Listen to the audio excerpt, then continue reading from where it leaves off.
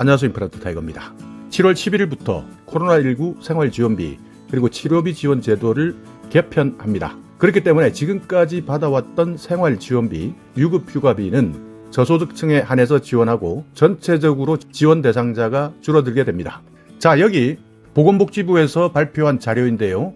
전체 다 여러분께서 아실 필요는 없습니다. 핵심만 말씀드릴 텐데 오늘의 핵심은 생활지원비 그리고 유급휴가비입니다. 7월 11일 코로나19 생활지원 그리고 치료비 지원제도 개편 적용 시행하겠다. 생활지원비는 지금까지는 소득 기준에 관계없이 가구당 일정액을 지급해왔습니다. 그렇지만 7월 11일부터는 기준 중위소득 100% 이하 가구에게 지원합니다. 그러니까 지금까지는 모든 국민에게 코로나19와 관련된 생활지원비를 지급해왔다면 이제부터는 소득 기준에 따라서 지원하겠다 하는 것이고요. 유급휴가비는 지금까지는 전체 중소기업에 대한 지원을 해왔는데 바뀝니다. 종사자 수 30인 미만의 기업에 대해서 지원하도록 개편되는 것이죠. 치료비 지원 같은 경우에는 상대적으로 고액인 입원 치료비는 본인 부담금을 지속적으로 지원해 주는데 재택 치료비에 대한 본인 부담금은 개인이 부담하도록 개편합니다. 이것이 이번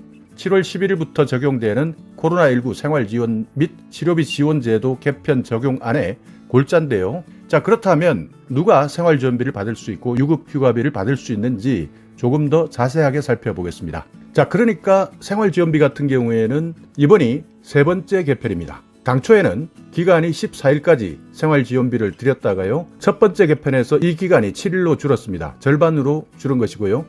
2차 개편에서는 정액 지원 방식으로 줄었고 1인 10만원, 2인 이상은 15만원까지 줄었습니다. 유급휴가 대상은 당초에는 모든 기업이었지만 2차 개편을 통해서 중소기업까지 줄었는데요. 이제는 이것을 또 한 번 더 규모를 축소하겠다는 것이죠. 자, 개편 방안 보시면요. 생활지원 같은 경우에는 대상을 축소해서 재정 여력을 확보하겠다. 그러니까 현재 재정이 많이 부족한 실정입니다. 그렇기 때문에 대상을 축소해야지만 계속 지원해 줄 수 있는데 어느 정도 지원이 필요 없는 분들은 괜찮지만 저소득층 그러니까 꼭 지원이 필요한 분들은 계속 지속해서 지원을 유지하겠다 하는 것이고요. 그렇기 때문에 상대적으로 도움이 필요한 계층 1인 가구는 10만원, 2인 이상 가구는 15만원을 정액 지급하는 것입니다.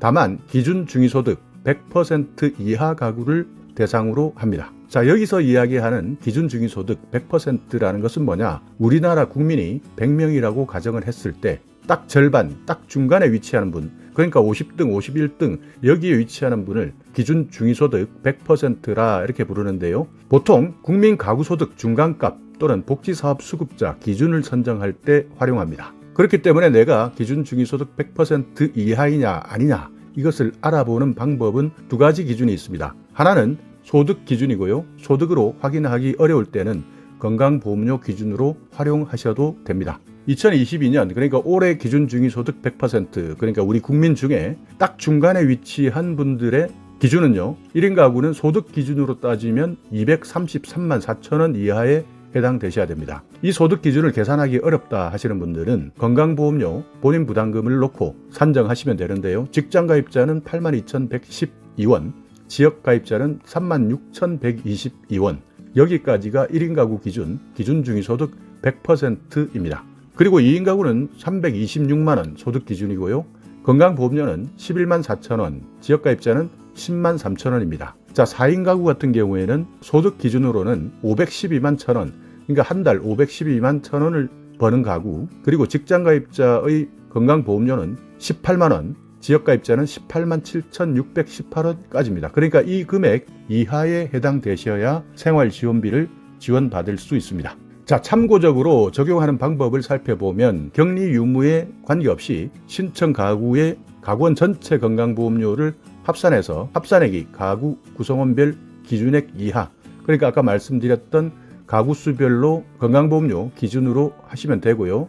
예를 들어서 가구원이 3명이다. 아버지, 어머니, 아들 이 중에서 격리자가 2명이었다. 그리고 가구원 중 보험가입 2사람이다. 아버지는 지역가입자, 어머니는 직장가입자, 아들은 어머니 직장보험의 피부양자다. 이랬을 때는 아버지와 어머니의 월보험료 합계액이 3인 가구 혼합기준 이때는 14만 9,666원 이하일 경우에 신청 가능하다 하는 예를 들고 있으니까요. 이렇게 지역가입자, 직장가입자 따로따로 되어 있을 경우에는 이 기준으로 확인하시면 됩니다. 그러니까 여기 보시면 건강보험료 본인 부담금 앞에서 설명했을 때는 직장, 지역가입자까지만 설명드렸는데요.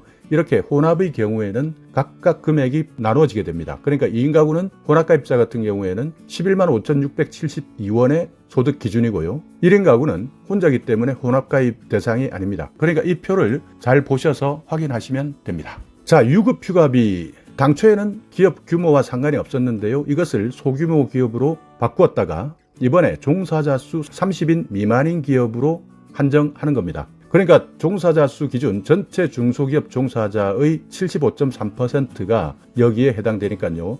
약 25% 정도는 그동안 유급휴가비 받을 수 있었지만 이제부터는 받지 못한다, 이렇게 보시면 됩니다.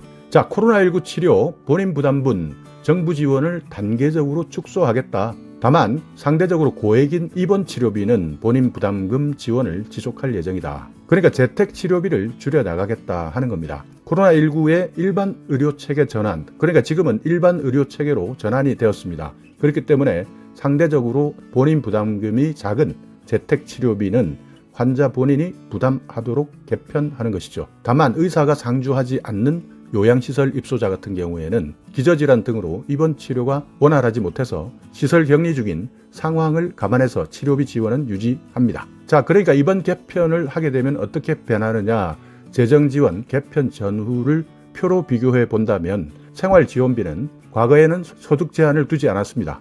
이번 개편안에서는 기준 중위소득 100% 이하로 규모를 줄였고요. 유급휴가비는 전체 중소기업에서 종사자 수가 30인 미만인 기업으로 규모를 축소했습니다. 그리고 치료비는요, 재택치료비 지금까지 본인 부담금을 지원했는데요. 이것을 이제부터는 지원 중단합니다. 다만 입원 치료비는 지원 유지한다 하는 내용이 이번 개편안의 핵심입니다. 그렇기 때문에 지금까지는 과거의 재정지원, 그러니까 생활지원비나 유급휴가비를 받을 수 있었지만요. 이제 7월 11일부터 이번 격리통지서를 받는 사람, 이분들부터 적용합니다. 그러니까 7월 11일 날짜 이후에 입원하시거나 격리통지를 받은 분들, 코로나 확진자라면 생활지원비 지금까지는 모두 받았지만 이제는 중위소득 100% 이하, 유급휴가비, 종사자 수 30인 미만의 중소기업만 해당됩니다. 자, 이렇게 7월 11일부터 코로나19 생활지원 그리고 치료비 지원 제도가 개편 적용되니까 이 정보 생활에 잘 참고하시기 바라겠습니다. 자, 오늘 영상 여러분께 조금이나마 유익한 정보가 있었다면요. 오늘도 구독 그리고 좋아요 부탁드리겠습니다.